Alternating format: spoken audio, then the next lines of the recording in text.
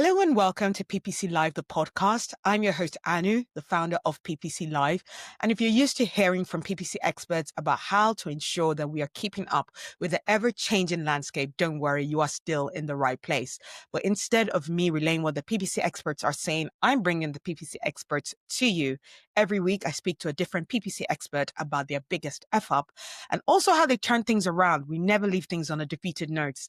We'll share what has been disappointing, who was inspiring to us, how our managers, took the error that we made, how they guided us to the solution, how our clients dealt with the solutions, and just different learnings as to how to avoid making future mistakes. So this week, I'm very excited to speak to a good friend, Boris Beceric of PPC Live. He's been an ambassador of PPC Live, done in many years, worked in Google Ads, advertising, helping clients, find the solutions to their issues when, all else has failed. So yeah, I'm really, really delighted to have Boris on the podcast again to share a couple of the F-ups he's made and the journey that he had with those F-ups and what guardrails he now puts in place to avoid making those F-ups again. So yeah, let's go speak to Boris.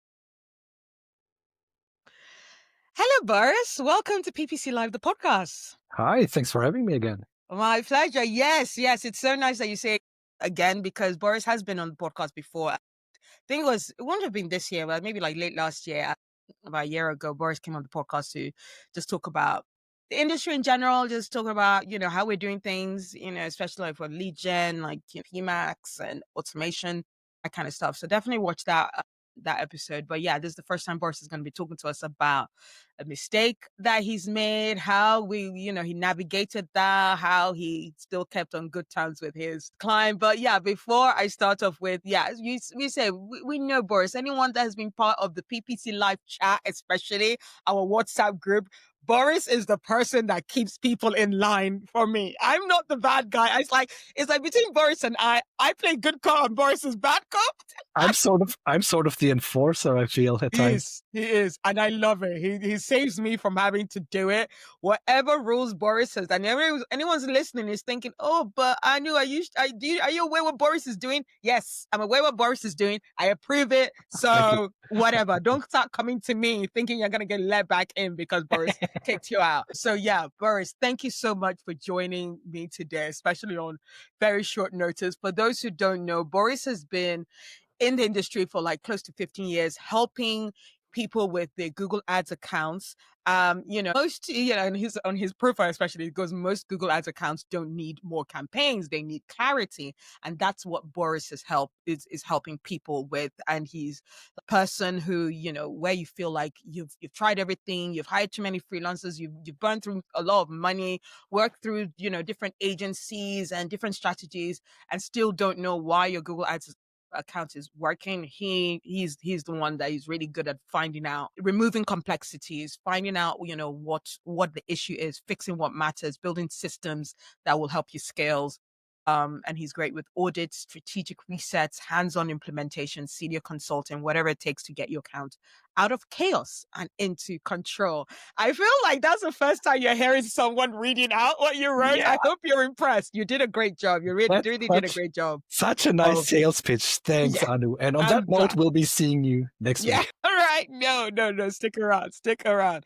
Fun fact, I love this. Even when I was asking Boris, my brain was like, oh my God, I know you did this. So Boris actually recorded an EP, so like a track record about, Google Ads called Shaking the Cushions. I don't know, at some point, I don't know if you remember, like there was someone, it wasn't you, it was like someone was even Google themselves that said that they're trying to shake the cushions for our budget, for the budgets kind of thing. How did that term actually come about?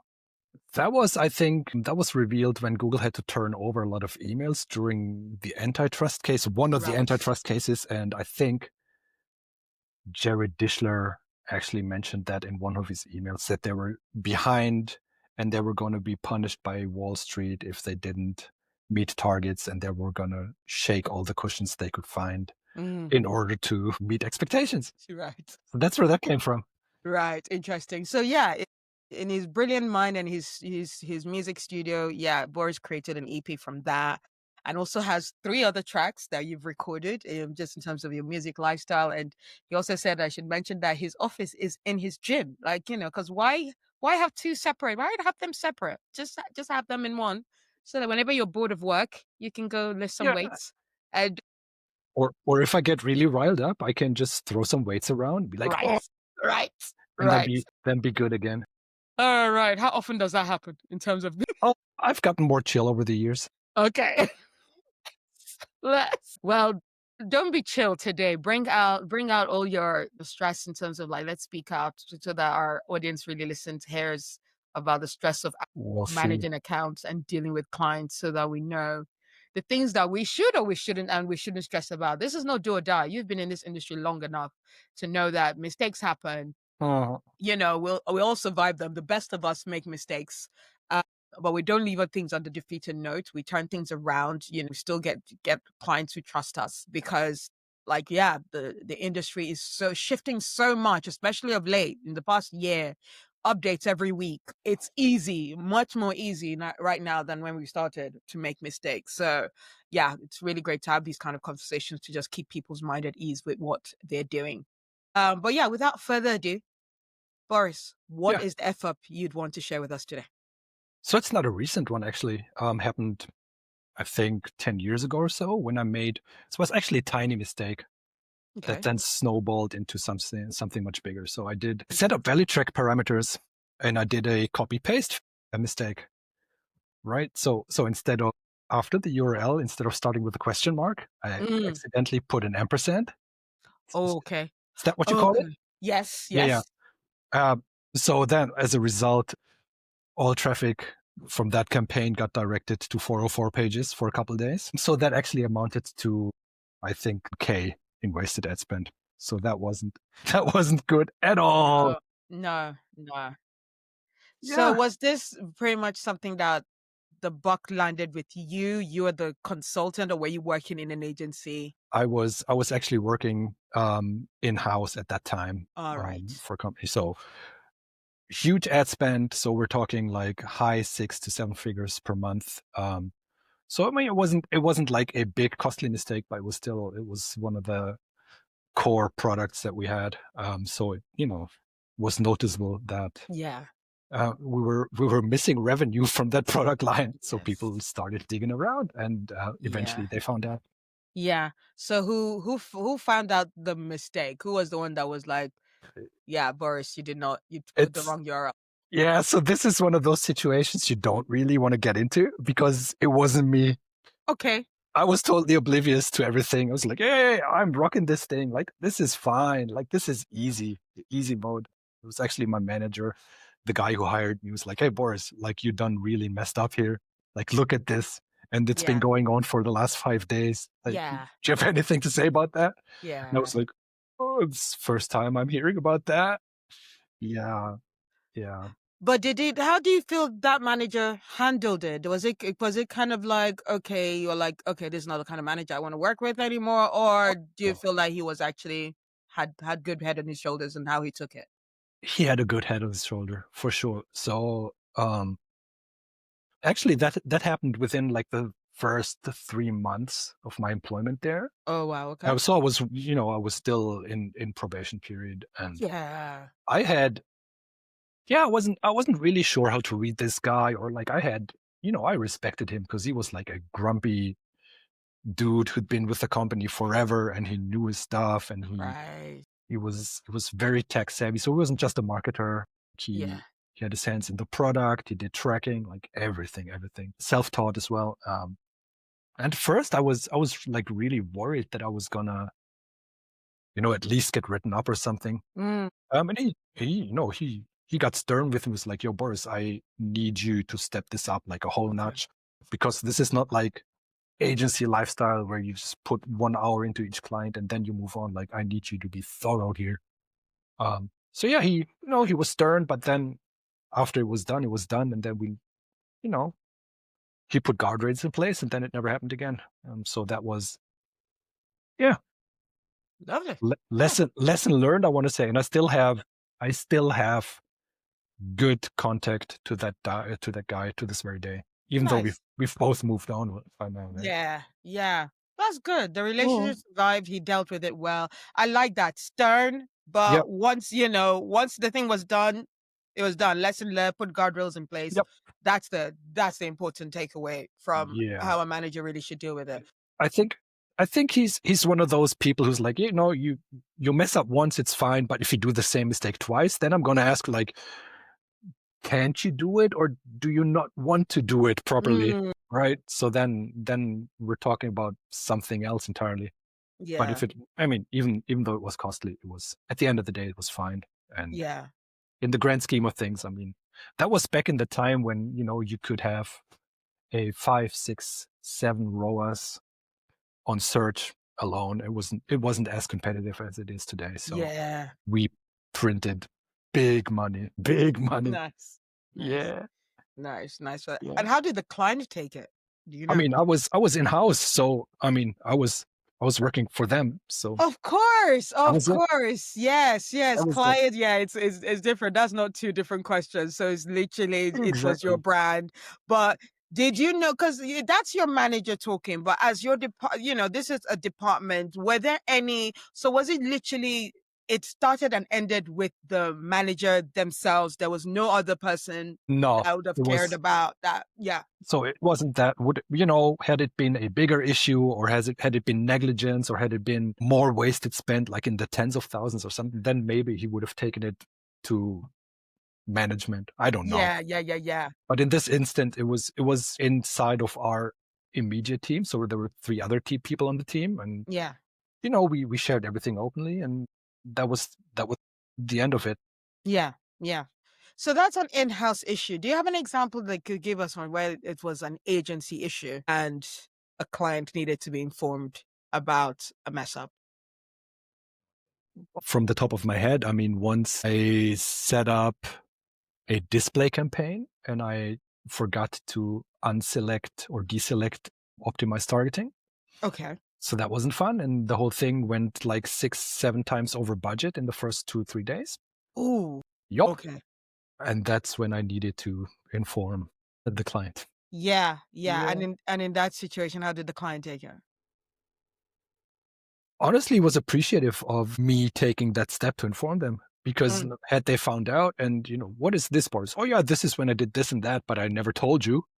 Yeah. That would have been a bigger issue. Yeah. If you make an honest mistake, Yeah. but at least you stand up to it, stand up for it, and say, made this mistake. This is what I'm gonna do moving forward. Yeah. In order to not make the same mistake again. Yeah. Then usually clients are fine with that. Yeah. They're just very allergic to finding out after the fact. Yeah. Without anyone telling them. Yeah. That's the worst kind of situation to be in. Yeah, no, absolutely. When these mistakes happen, like for yourself, what have you felt in terms of yourself? Like, are you the kind of person who beats yourself up when you make a mistake, or do you just go, whatever, we'll just not Oh, do it, no. right? I think I've gotten better at it over the Okay. years. Let's face it, like, mistakes are always going to happen. Yes. You don't get paid to not make mistakes, or you get paid to make mistakes and find out about them a lot quicker than you used to. But yeah, usually for me, it's kind of a physical reaction. It's almost like soul leaving body sometimes. Okay. It's like, oh, shoot, like this, Yeah. like adrenaline rush and everything's like, oh, okay. So that's always been for me the thing. When I find out something went sideways, like, I have usually physical reactions. Yeah. More so than. So what I not tend to do is I don't go back to that over and over again. So I don't dwell on that. That's, I think, what I wanted to say. Yeah. But I have this immediate physical reaction, like, oh, shoot, like this just doesn't feel well. No. For me. No, absolutely. And like, what are the guardrails that you've put in place in terms of these issues? Even like either of them, whether the one with the URL and then the value tracking. What are guardrails people should think of to ensure to not avoid these kind of mistakes? I'm not sure if I should go into specifics on that one. I can tell you, I set up I set up a report. Basically what we did, we analyzed the server logs for any 404 and 500 HTTP responses, and we sent an email to the team each week, and everyone had the task of looking at some pages of that to find out if anything unexpected came up. Nice. So that was our way of squashing these issues or similar issues in the Yeah. future. Could always be, no, it doesn't have to be your fault. It could just be the website team changing a URL or something, right? Yeah. It doesn't have to be the paid ads manager's fault all the times. Just when things happen, set up a process that will help you avoid that same mistake again. In the other example I gave you, it's as simple as an account or campaign launch checklist. Each time you set up a YouTube or a display campaign, please make sure this setting is deselected before publishing the thing. Yeah, right? absolutely. And looking back, are there like some things that could have been, well, I guess, yeah, you've just said that in terms of like doing the checklist beforehand, but like even like mindset of, something like maybe like you said, your manager has even said like, told you like, Boris, put your mind in the game. This is not agent, this is our money kind of thing. Yeah. Is there like a mindset that, are those the things that you feel like you did miss? Or was it just an honest error that you made in terms of that landing page? Is there a mindset that you advise people, PPC managers to have to try and avoid those kind of things that, that maybe you missed before? I mean, that was an honest mistake. Yeah. So I don't think that has to do anything with a mindset. I mean, that was also a product of a much younger Boris, to be honest with you. Right. Like right. I was just so cocksure of the things I was doing. I'm like, yo, I've been doing this for 5 years. I got this. Yeah. This is easy. Like I came from the agency, like, I'm running 20 accounts at any given point in time. I'm like, how hard can it be? Right. Yeah. But, and I think that is when some of the worst mistakes happen, is when you're overly sure of your own ability. I mean, I've since fully learned that there is never too much knowledge, and you never stop learning, and you always have to be diligent, and you always have to double check everything. Never assume anything. Never assume the client has done certain things. Never assume that you would have done certain things, even if you're the one setting up the campaigns. Like always double check. I think that's the main takeaway that I had from all of this. Yeah, absolutely. Don't rely on your cocksure nature of like, you've been doing this for a few years now. And especially with automation, we'll get things done. Anyway, we'll get to the version of automation. But it's like, only Google Ads. How hard can it be? How hard can it be? And people even now think it's easier because of AI. And you're like, dude, beware. They'll be gone in a couple of years. Yeah, absolutely right.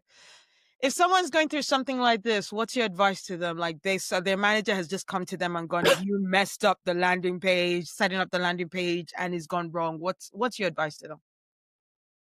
Well, first of all, take ownership of take responsibility for your own actions and for your own mistake. I think that's something that applies to everything in life. Yeah. Like ain't no one coming to save you or put the flames out for you. Like it stops with you essentially. Yeah. So that's one thing. But the other is, leaving aside maybe the gravity of certain situations. But this is not a life and death kind of scenario, right? What is it? I mean, I always think it's so funny. Like we're sitting behind screens and pushing buttons. But at the end of the day, I'm just a click dealer, really. Well, right? There's money involved, so maybe it's not just as simple as click dealer. Yes, but if we're being brutally honest, we're selling clicks. Yeah. Right? And yes, is it our responsibility to deliver the highest quality, high intent most of the time, depending on the strategy? Yes. But it's not open heart surgery. So cut yourself some slack, give yourself some grace. Like I said before, mistakes are going to happen regardless. Yeah. Right. And that's how you learn. If you never make a mistake, you're not trying hard enough. Like for real. Like if you never messed up a test, if you never overspent tenfold, like what's the point? You're just playing it safe. Like, Yeah. I just know for a fact that there is so much untapped potential in an Yeah. account that's never made a mistake Yeah. that I almost can't take too seriously. Yeah. Right. But you know what? I'm actually going to do a jump and a bit of a people be like, Anu, you usually don't ask this question yet, but this is a perfect time to ask Yeah. it now that Do you it. say this about, especially when you mentioned that, our job is to push the boundaries and if you've never made a mistake, I will question how much. But how yeah, we're in an industry or in the work career field of we should be testing things. So many new things are coming around. We should Yeah. be testing things. Yeah. Well, how do you ensure that you're not being cocksure with your testing and you're not being irresponsible with your testing, but you're still bold enough to test? What are some tips to ensure that you actually do it with a good head on your shoulders? I mean, see, that's where like good old budget allocation comes in.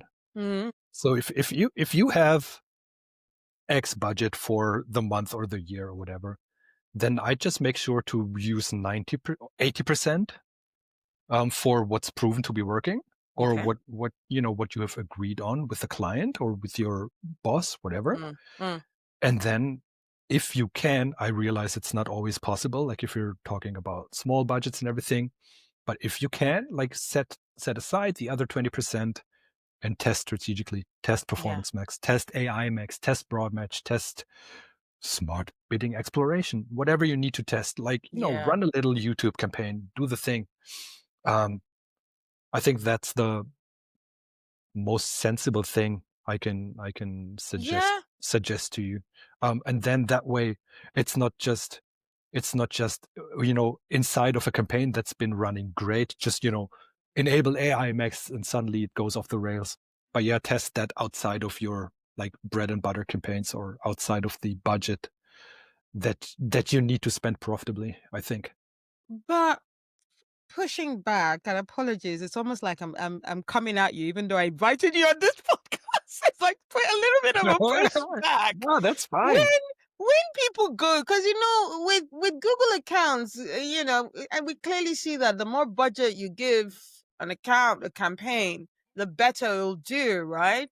So how can you justify giving only 10% when actually when you put the 10% in, the performance it will give will be very different if you actually then put a lot more and the whole difference was just a volume thing. Oh, pushback from my side. You know damn well, Anu, that a campaign wouldn't scale linear No, if you just put more budget on there, right? And so I think that question is almost a bit flawed.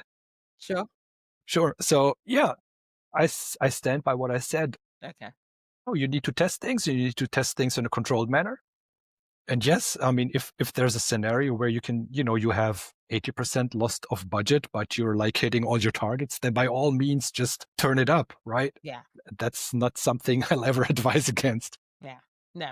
No, right? absolutely. You see, even Boris even corrects me when even on my podcast show. So guys, take Boris's corrections. It's all for good. But no, I like that. I like that you stood by that answer because yeah, that means anyone listening, it shouldn't stop you from saying that I'm not gonna test because it's still worth testing. Even if you have a small budget, use it to test, see what the mistake is gonna be, make this mistake on a small scale before you go large scale on it so that you know what not to do on the large scale. So no, I absolutely definitely appreciate that answer. Okay, so shifting the spotlight to mistakes that you see. I mean that we could have a whole 1 hour 2 hour podcast episode and talk about the mistakes that you've seen in audits, but especially like the ones related to automation. Can you just highlight a couple that you've seen that is just a persistent mistake that you see people making that you're shocked is still happening in 2025? I mean, the biggest thing for me is always the blind acceptance of everything, Google says. So all the recommendations, you should increase your budget. You should use broad match. You should look at optimization score. You should do all these things. No, you shouldn't do anything if you're, if your bank account says otherwise, you shouldn't be doing anything. No. You shouldn't pull bold moves. Only if you feel, you can scale a bit further, then you can look at recommendations and see what applies to your specific business. I think that's the one that's constantly driving me nuts is whenever I'd look at low budget lead gen accounts, and then the top recommendation, always because it's an AI essential, set up a Performance Max campaign. It's like, no, I'm hitting all the KPIs I need to hit. Why would I set up a Performance Max? Why would I do AI Max? Why would I switch everything over to broad and max conversion value when it's working the way it is now? Yeah. I think that's still the biggest gripe I have to this day. And it's Okay. I don't think it'll ever go away, to be honest with you. Right. Yeah. So I mean, I know it's not necessarily what I'm saying, but I want to clarify what it is that you're saying is that like with ad campaigns, if you're hitting your targets, don't test anything new. That's not what I'm saying. No, I know that's what you're not saying. I know you're not. That's not what I'm saying. You can always test things. Yeah. What I don't want you to test is like apply all recommendations and then like throw your hands up and be like, all right, I did all I can do. Now let's pray and see like how next month is going to look for us. Yeah. It's hardly ever the best way to go about this. Yeah. So it's still actually, yeah. So all your recommendations actually fit together nicely. So your previous recommendation of like, test small. And then, so if you test small and, the rest of your campaigns are hitting their targets, yes, let those rest of them. And if you test small and that small one continues to hit the target, maybe add it to the strategy. Yeah, probably. Maybe we should. I know this isn't directly relevant to the whole theme of the podcast, but if I say test small, I mean there's also contradictory. So I'm losing my word here. So I've also seen differently. And so when some of the biggest gains you can make is when you do radical tests. Okay. But those radical tests usually don't happen inside the Google account. Okay. So some of the biggest levers you have is like a radically different landing page. Right. Yeah. A new offer. Yeah. Something, right? So something that would benefit the user and that would then reflect in the Google Ads account. Mm-hmm. So, you're not confined to only be testing in the Google Ads account. If you can, of course, if you have if you have the say in, with the client, or if you have direct influence on how the landing page looks or how the messaging is, how the form looks. Yeah. All that stuff. Some of the most pointless tests I've seen are just like change the button color or something like that's yeah. What are you doing? Yeah. What are you doing? So yeah. So sometimes test small, sometimes like do radical stuff and see what that brings you.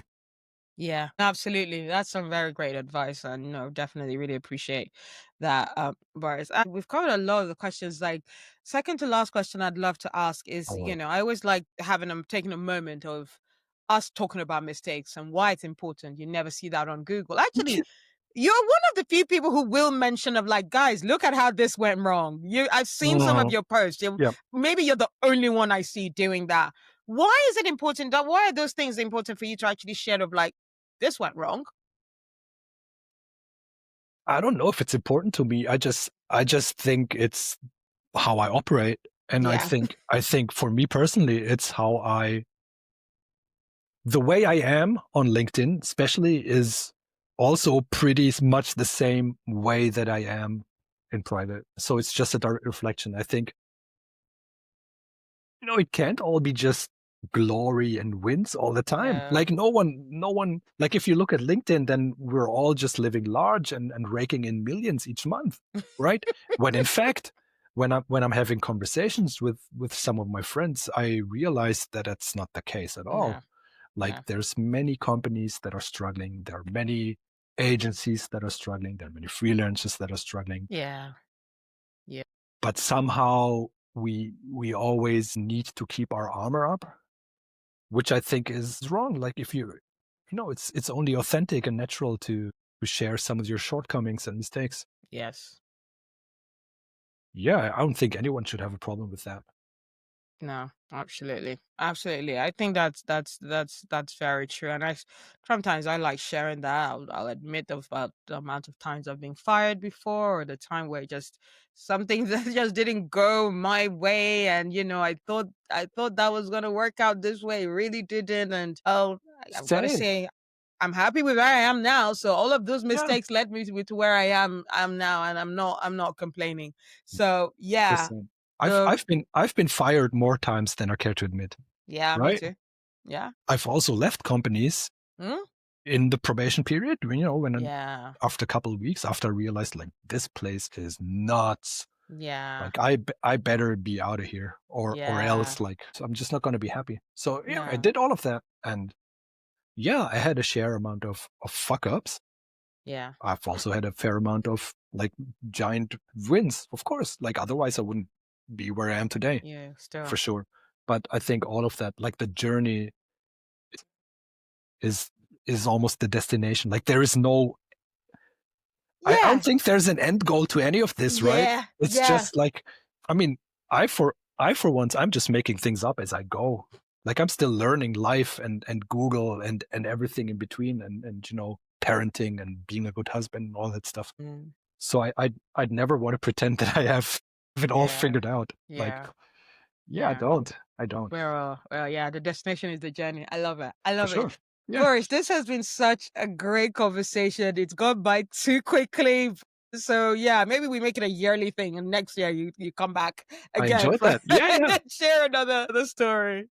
Well, each time you fail in like sending out the invite to the guest you wanted to have on, you just feel free to WhatsApp me, right? I will. I will. I'm glad I thought to do that, because I literally was like, oh my God, this guest has not responded. Boris! And I'm so grateful you made the time. I'm so grateful you made the time for us. Always. Before we leave, my last question of the show, I hope you quote this one, because my guests like specifically preparing for this Well, question. If your PPC career were a movie, what would the title be?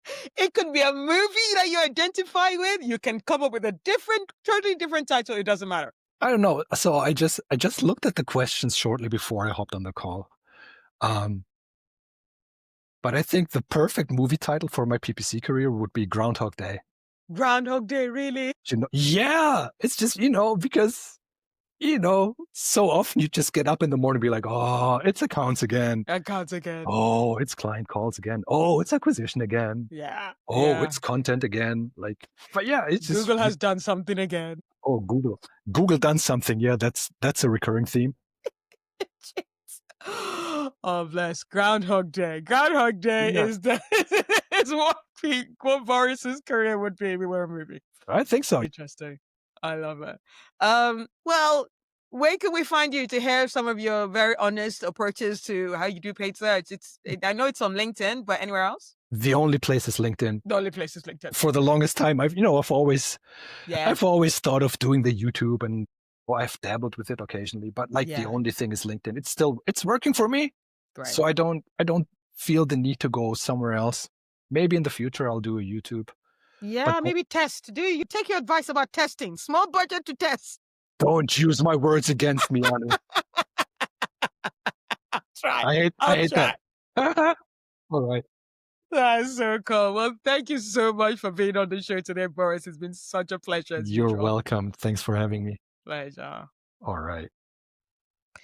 Thank you so much, Boris, for sharing that very honest and transparent experience. And, what else are we going to get from you? You already show such an honest and transparent view of how you're going through the paid search journey on LinkedIn, and the mistakes that are happening, the errors that people are showing of themselves, and audits. You take us through some really great audit tips. So yeah, check out Boris's profile. He gives some really great auditing tips, and and just shows what was the big mistake that he saw when he's about to audit a campaign, which is something that you can take away and make sure you don't do when you're auditing a campaign or when you're running your paid search campaigns anyway. So remember to get the full information and the full transcript of that conversation. Please go to podcast.ppc.live. And so, yeah, you'll get the full details. And we'll also send you the band link for Bandstand link is what's Bandstand link is the link that Boris said he'll share with us so that you can see the music, his musical musings of how he wrote about his experience in paid search. PPC Live event updates. So excited. We've got another event, exciting event coming to you on February the 5th. February the 5th, put that in your calendar. We've got the scripts master, Niels Rujman, who is going to be talking to us about his favorite PPC scripts for e-commerce and, just showing you how easy it is to implement them, even in our world of AI, so that you can automate safely and automate with taking your client's budget in mind and spend in mind, and also automate confidently and get into the world of automation in a very easy way. Any scripts that you've actually taken on and written, 90% chance it was gone through Neil's eyes of actually creating it or editing it to make it better. So yeah, you want to be at PPC Live for the event, first event of 2026 at February the 5th. So go to ppc.live for your tickets. It's early bird sale right now. I've automated the settings of when it goes from early bird to full price. So that will go on automatically in the next couple of weeks. So you don't want to miss out. There's not going to be like, it's going to end in a couple of weeks and then you'll have a couple of extra days. Once it ends, it ends. That's it. And it'll be full price. Although full price will still be only £49. So good way to way to spend your Christmas money or your Black Friday money, whichever one that you want to do. Before I leave you as well, I'm also delighted to share that I'm taking on coaching clients, anyone that just needs advice and direction in how to get into the paid search industry. Go to themarketinganu.com for that to figure out how to book my time. We'll have a free coaching session, a free discussion, free discovery call to see what it is that you need and what you want out of me, so that we ensure that the coaching sessions are tailored to your particular needs. So yeah, if you go to themarketinganu.com, you'll see how to do that. So yeah, I hope you've enjoyed the show, and I look forward to bringing more PPC F-ups and triumphs next week. Thank you.